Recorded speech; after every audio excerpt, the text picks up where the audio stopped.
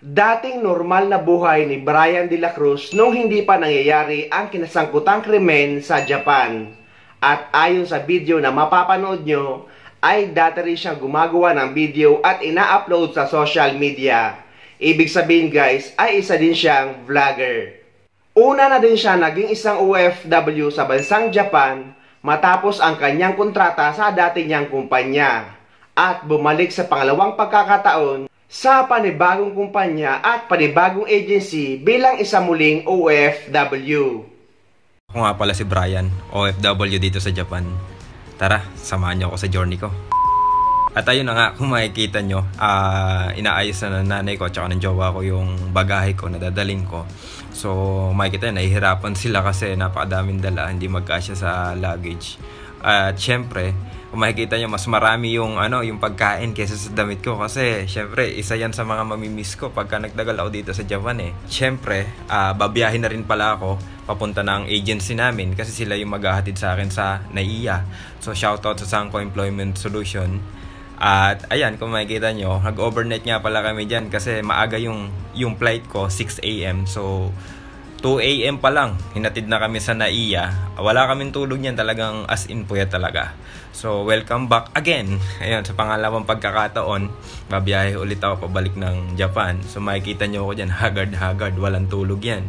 So, ayan, at syempre makikita nyo yung immigration, di ba? Medyo kinakabahan ako dyan. So, alam nyo naman yung bali-balita. So, ayan, at check-in luggage na rin kami kasi, para ready na. Tapos, syempre, gutom na rin kami niyan eh. Ito isa sa pinaka hinahanap at hahanap-hanapin ko eh pagka So syempre kumain muna kami dito sa Jollibee at umorder ako ng favorite kong Chicken Joy at saka corned beef. Ayan, busog na busog ako niyan. Syempre ang sarap eh. So ayan, kung makikita nyo, nakapasok na pala kami, nakalagpas kami sa immigration. So waiting na lang kami sa sa pagpasok sa may eroplano. At ayan, nagmumuni-muni ako diyan kunyari. At syempre mag-isa akong babalik sa Japan eh, wala akong kasamang Pinoy. So ayan, samahan nyo ako sa mga gagawin ko dito. Ayan, makikita nyo, di ba? Itsura ko dyan. So haggard na haggard. At ayan nga pala, papasok na kami ng eroplano. Chine-check na yung passport ko at saka yung ticket. So okay naman. At ayan, papasikat na yung araw. Imagine mo, mag-aalas 6 na niyan ng umaga. So puyat na puyat talaga ako niyan nung bumiyahe. At ayan, sinakyan nga pala namin Cebu Pacific. At ayun, sa pangalawang pagkakataon, nandito na ulit ako sa aeroplano. At napakaswerte ko kasi nakaupo ako sa may tabing bintana. Talagang kitang-kita ko yung kasi gusto ko talaga nakikita yung yung dinadaanan, yung himpapawid, di ba? Yung mga ulap. So, ayan, paalis na rin kami. So, excited ako niyan. Imagine mo kahit wala akong tulog niyan. Gusto ko talaga makita yung yung paalis na o yung palipad na yung eroplano kasi 'di ba? Hindi ka naman palaging bumabiyahe kasi so bilang baguhan sa pagbabiyahe, 'di ba? Sumasakay sa eroplano. So nakaka-excite, 'di ba? Nakaka-excite yung palipad na eroplano tapos makikita mo yung nasa ibaba, 'di ba? Ang liliit. So makikita mo yung Metro Manila. Ayan, kitang-kita talaga. So ang liliit na. So hindi ko na alam kung gaano kataas tong na to. So ayan, makikita nyo na nasa may na kami, himpapawid na kami niyan. At maganda yung panahon, thanks God. At syempre, ayan, yung Ilog Pasig yata yan, hindi ko alam. At ayan, isa sa pinaka gusto ko nakikita yung kaulapan. Talagang parang makikita mo, para siyang Sea of Clouds. Actually, Sea of Clouds talaga siya. So parang dagat din. Ayan, at syempre, kitang-kita rin karagatan. Hindi ko alam kung anong dagat yan. At ayun, tukat na lang story short, nasa himpapawid na kami. Ayan. And then after 4 hours nasa Japan na ako. Ayan, makikita nyo, iba na yung paligid, di ba? So palanding na kami niyan. Gusto ko nakikita talaga yan eh. At ayun, matagal-tagal din nga pala akong hindi nakapag-vlog So welcome back. Asahan nyo, mag-upload ulit ako ng mga videos. So anyway, andito na nga pala ako sa Narita Airport. Ayan, kung makikita nyo, may nakita pa ako magjowa. Ayan, napakaswerte naman. Kasi ako dumating ako mag-isa lang dito. So nakakainggit. So anyway, ayan, palabas na ako ng Narita Airport. So nakita ko rin to, nagpipictorial. Siyempre nagpa-picture din ako, di ba? So ayun, At may naghihintay kasi sa akin, nasusundo sa akin na Japanese. So, ayan, palabas na rin ako niyan ng Narita Airport. And to cut the long story short, ayun, nasundo na ako ng Japanese na susundo sa akin. So, dadali na ako sa apartment ko at syempre sa kumpanya. At wala akong tulog niyan, kaya puyat, pagod, grabe. So anyway, dito na ulit ako sa Japan. Kumain muna ulit kami bago kasi di pa kumakain, kumain muna kami ng ramen tsaka ng chahang. At eto na nga, makalipas ang 4 na oras na biyahe, ayun, dumating na rin ako dito sa may bago kong apartment. Kasi dati ko nakatira sa may Kawaguchi, Saitama. So andito ako sa Ibaraki ngayon. So ayan, nasa elevator tayo, 5 palabag kasi yung yung apartment ko. So pakita ko sa inyo sandali kung saan ako tutuloy o maninirahan pansamantala. Ayan, ang ganda, di ba? Nandito ako sa city. Ayan, sa city dito sa may Ibaraki. Ayan, kung makikita mo, ayan, ang ganda ng tanawin. So mga bahayan din. At syempre, pasok na tayo sa loob. Ayan, kung makita mo, walang kagamit-gamit, di ba? So, syempre, namili muna ako ng pagkain, pansamantalang pagkain ko kasi wala talagang stock dito eh. At syempre, salamat sa may kumiyay ko kasi sinamahan ako mamili ng pagkain. At syempre, siya gumastos niyan. Ayun, kasi syempre, kararating ko lang, di ba? So, pakita ko na rin sa inyo lahat yung buong paligid dito sa may apartment ko. Ayan, kung makikita nyo, wala talagang gamit as in. So, ayan, kung makikita nyo, ang ganda ng, ng bintana. Tsaka may veranda din, syempre. Mga tambayan kapag, nagkakape, di ba? Yan yung pinaka-the best. So, medyo madilim kasi gabi na yan. At syempre, ayan meron naman akong washing machine, lutuan, at saka refrigerator, oven. So, syempre, shower area, toilet, yan. Mga basic na pangailangan nandyan. So, ang wala lang, lamesa, upuan. Pero ang ganda kasi syempre solo ko yung wala akong kasama. At kung makikita mo, ayan nire-ready ko na yung mga dala-dala ko galing Pilipinas. So ayan yung mga pagkain na mamimiss ko kasi pagka tumagal ako dito, kaya nag-stock ako niyan. At ayan yung rep, kung makikita mo, bagong-bago. Ayun, walang laman, so lalagyan natin. At syempre, dito kasi sa Japan, malaking bagay kapag ka nag-i-stock ka at nagluluto ng pagkain. Kasi sobrang mahal ng bilihin dito sa Japan. So kung palaging pabili-bili ka sa labas, wala kang maiipon, walang mangyayari sa pinagpapaguran mo, pinagtatrabuhan mo dito. At syempre, saludo nga pala ako sa mga kapwa ko OFW na nagsusumikap at nagsasakripisyo sa malayo, kahit malayo sa pamilya, para lang sa pamilya nila at para sa pangarap nila. So saludo ko kasi alam na alam ko yung buhay bilang OFW. Sobrang hirap ng nasa malayo, nasa abroad, na malayo sa pamilya. Sobrang hirap, kaya saludo ko sa inyo. So sa mga nakakapanood na to, big salute para po sa inyo.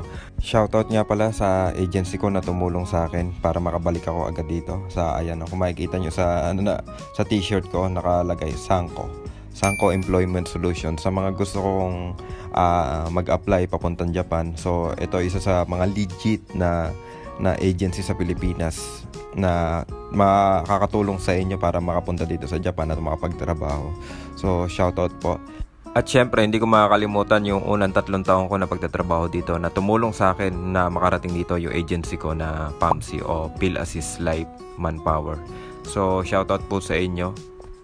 Yung unang 3 taon ko nga palang trabaho dito, ang visa ko ng trainee. At ang trabaho ko nga pala nun iba-iba kasi merong scaffolding, merong demolition, may excavating, merong basta yung dati kong kumpanya ko, maraming ginagawa sa pagdating sa construction, so civil engineering. Ngayon nung bumalik ako dito sa Japan, ang trabaho ko na ngayon backhoe operator, machine operator, yung mga heavy equipment na machine. At ipapakita ko sa inyo kung ano yung magiging trabaho ko dito sa mga susunod na vlogs natin. So ito na nga, kung makikita mo, ayan, kakatapos ko lang magligpit ng mga pinamili ko, mga baong kong pagkain. Ayan, mag-stock ng mga pagkain. So kanina kung makikita nyo, walang kalaman-laman yung rep. So ayan, meron ng laman kahit pa paano, mga gulay, itlog, ayan, inumin. At syempre, kung makikita nyo, may freezer din sa ibaba. Ayan, may baon nga pala akong longganisa from Cabanatuan. Syempre, favorite ko yan eh. At saka, ayan, sili, fresh na sili. Ayan. At syempre, kung makikita nyo sa baba, may rice cooker din. Provided yan, kasama dito sa may apartment. At, ayan, yung washing machine at saka yung kitchen. So, kung makikita mo, ayan, andyan na yung mga bigas ko, yung pagkain, mga condiments, ayan. Malaking bagay yan kung kung tutuusan kasi sa mahal ng bilihin dito sa Japan, so malaking tipid po ito. At syempre, ayan, mahilig din kasi kung magluto-luto kung kaya malaking bagay din. At mga condiments, ayan. Share ko nga lang pala, nung una nga pala, ang dami-dami kong dala-dalang condiments nung unang 3 taon ko dito. So, na-expired lang yung iba, pero wala, ganun talaga. So, ayan, pakita ko na rin sa inyo yung toilet. So, inabutan ko na yung mapapansin nyo yung toilet, medyo na ninilaw, ewan ko ano yun, pero kinuskus ko na, matanggal. So, ayan, medyo maliit lang yung toilet natin, pero okay na, kasi solo lang naman ako dito. At pagkari ko magligpit, natulog ako kagad, sobrang pagod kasi. Ayan, kung makikita nyo, kinabukasan, ang ganda ng araw, di ba? So, 3 yung bintana, may veranda rin, so ang ganda-ganda. Sarap magkape dito sa umaga at saka magmuni-muni sa hapon, di ba? So, hanggang dito na lang muna. Bye-bye! Makikita sa video na masaya naman at normal naman ang dating buhay niya. May pangarap para sa pamilya at may kasintahan sa Pilipinas. Hanggang sa dumating ang pangyayari na kinasangkutan niya dahil sa isa ding Pilipina na nasasangkot din sa krimen. At ayon sa balita ay umamin si Brian at natagpuan ang DNA sample niya sa crime scene.